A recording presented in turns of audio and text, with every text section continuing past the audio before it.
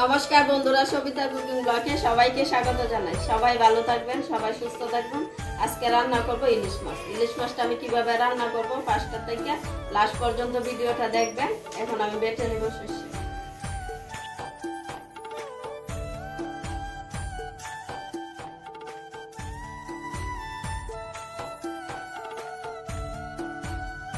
সাদা সরষে দিয়ে মাছটা রান্না করবো। এখন সরষেটা বেটে নেব।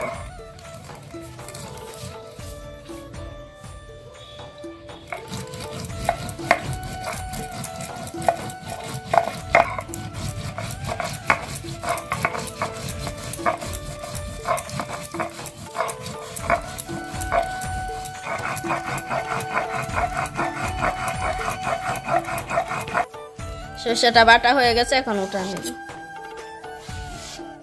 বেটে নিব শুকনো লঙ্কা,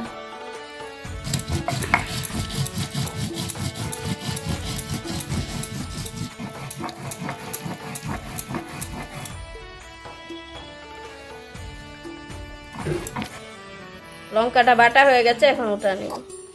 বেটে নিব কাঁচা লঙ্কা,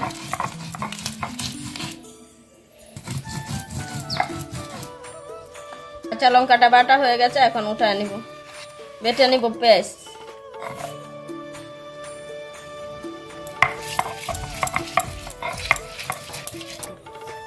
পেঁয়াজের সাথে বেটে নিব রসুন,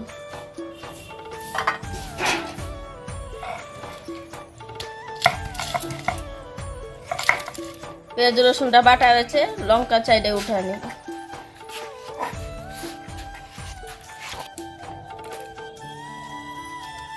ভাজার জন্য দেওয়া দিব তেল। তেলটা গরম হয়ে গেছে, এখন দেওয়া দিব মাছ।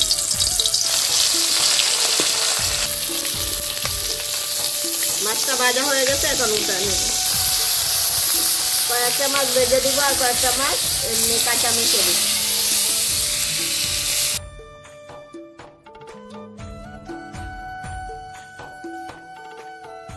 রসুনটা, পেঁয়াজটা, কাঁচা লঙ্কা, শুকনো লঙ্কা একসাথে রেখেছি, এখন দেওয়া দিব।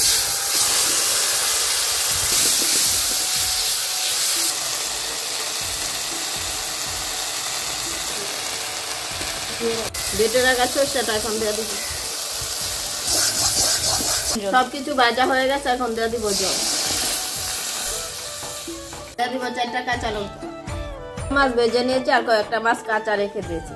অল্প সরষের তেল দিয়ে দিব, মাছটা মেখে দিয়ে দিব।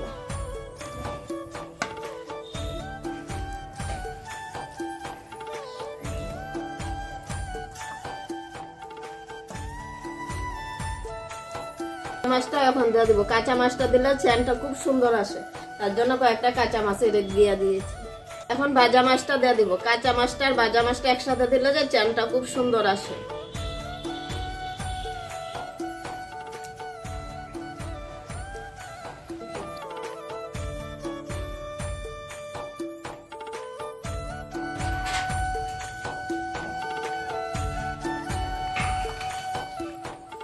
উপরে অল্প করে দিয়ে দেবো সরষের তেল। তরকারিটা হয়ে গেছে, এখন নামিয়ে নিব।